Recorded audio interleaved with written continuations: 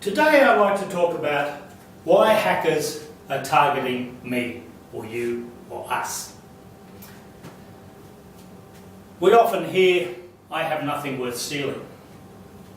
And in a number of cases you might be correct, but 99.99999% of the population in the world who are in the digital world has something worth stealing. It's normally not what you haven't done that makes you a target of hackers. But there are a couple of things that will amplify the reason why you've been attacked. One of them is you have no antivirus, or you've got a very not useful antivirus that is not doing its job. It might be a free one, might be out of date, might be anything that you can think of, but you haven't got an antivirus that is working. You've not been updating. And updating is a really important part of making sure that you don't get a virus, don't get infected with malware. You've been visiting the wrong websites. Now the wrong websites might be anything, can be anything. Can be any site that you want to visit. But if that site is infected, then it's definitely the wrong site to go to. And you've opened up an email that you shouldn't have. And the bad guys or the hackers are very good at making sure that we open up emails that they have sent us. But that's just a few of the ways of how they infect us.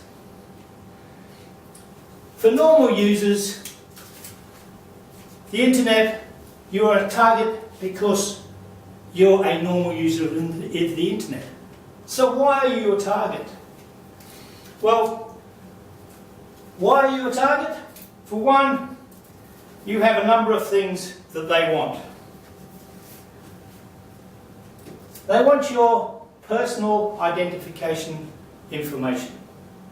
So this is your tax file number, or your social security number, or your driver's license number. Because once they have that information, they can do a lot of damage. They also are after your cash, because what they consider really important is not only your cash, but your access to money as well. But one of the things that people don't realise that they're after is they're after your technology. They're after your laptop. They're after your iPhone. They're after your tablet. And that once they have access to that, they can do a lot of damage. So, how are you targeted? Well, in a number of ways, the sophisticated hacker is very, very intelligent. They're no longer the snotty-nosed kids that used to hide in the dark and only think in computer talk. They are sophisticated to a level where they can carry on a conversation, or they can carry on a conversation over email or over Facebook. So there's a lot of building of trust so that you, not really understanding what they're doing, are going to trust them and do things that you would not normally do. They might send you an email through LinkedIn with an attachment. Now, it's something that you would not expect, but because you've been talking to them on LinkedIn or Facebook or on Twitter, you've built up that trust. And it's only human nature to trust people, because that way we are quite happily, we give people the benefit of the doubt before we take that next step. We have been conditioned over the last 20 years to click on things. If I put my grandson and my mother in the same room and they're both looking at a computer, grandson's 6, mother's 86, and they're using the computer and they go to somewhere that comes up with a warning, 6-year-old will quite happily go straight through it. But so will the 86-year-old, because we've been conditioned to click on links.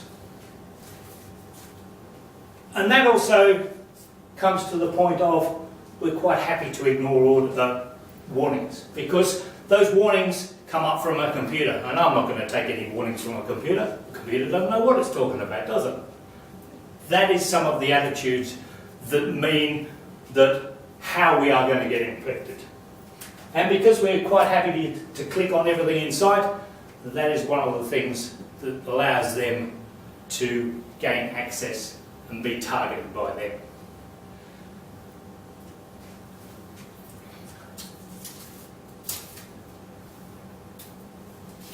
So what do we do about it? Well, how do they infect you? This is a really good, important point. How do the bad guys get you to do things that you would never do in normal life? Well, one is their old favourite.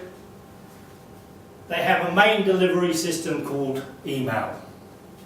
Now, most of us have an email account if we've got a smart device or a laptop or a computer. It's probably what we do the most. And that will quite happily deliver to us through phishing an email that will say you've won the lottery. You have a parcel at the local post office. eBay wants your information because eBay is really important to us.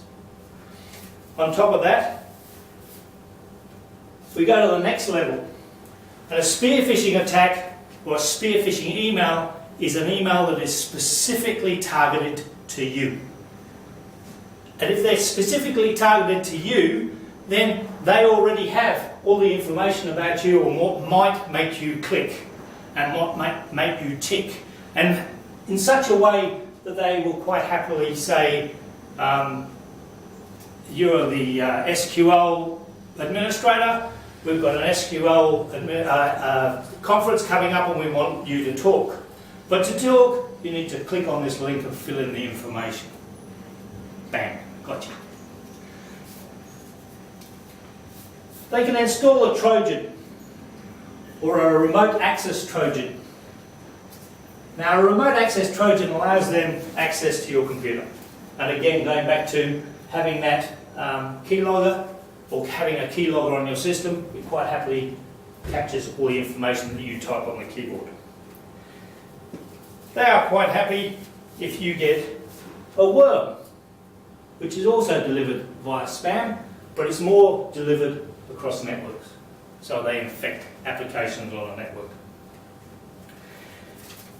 You can get an infection from adware. Now, adware is when you go to a website and it says, do you want to change your browser to where we are or what you're looking at now? And the moment you do that, every time you open your browser, it shows you all this crap that you have nothing in common with.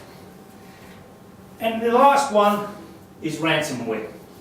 Now, ransomware is where recently it was because the information that people were emailing around, they were quite happy to go, you have a parcel, that parcel post, click on this link, it'll tell you where it is and what it's doing, click on that link, yes, I will agree to install this whatever application it is, and bang, everything on your computer is now encrypted. But the other things they do, or the other way you can get infected, is through websites. And infected through websites is not as hard as people think. You can go to an infected website and it'll come up and go, it happens through Facebook and LinkedIn and Twitter. This is somewhere you need to look at. So you go there and it comes up and goes, oh look, but I can't see the video. But if you look at, if this video is really important to you, then you need to install this. People install it, bang, they've got you. And the last one they use is via USB, DVD and CDs.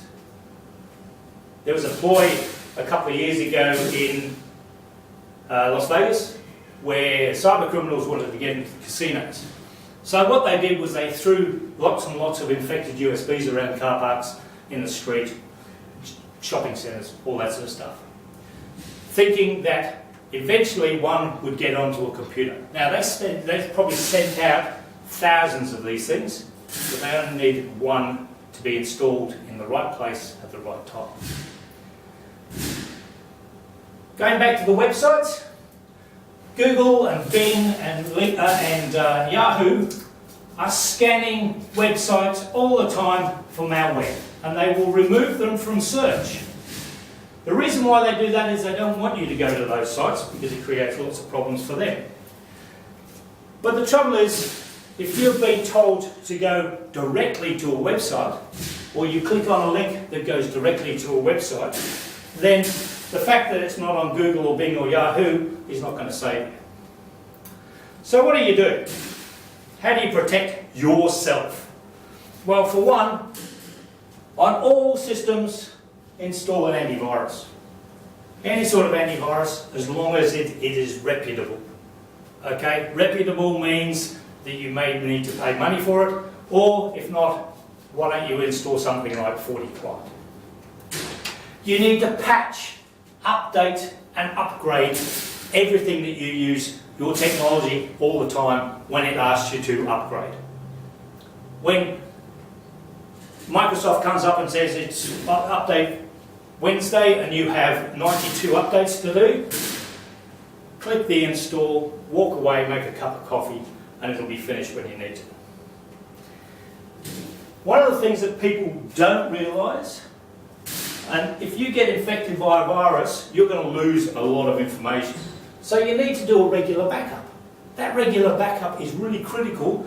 Doesn't matter whether you back up your tablet and you drop it and it's now broken, you may not be able to get the information off there. But if you've got a backup that's plugged into something, onto a USB stick or anything, you have a good chance of being able to get all that information back, especially if you take photos or you have your contacts or your emails. One of the things that we really harp on about is being paranoid. Paranoia is really good for you because on the internet everybody is after you. So you're not really paranoid, you're just being very, very careful.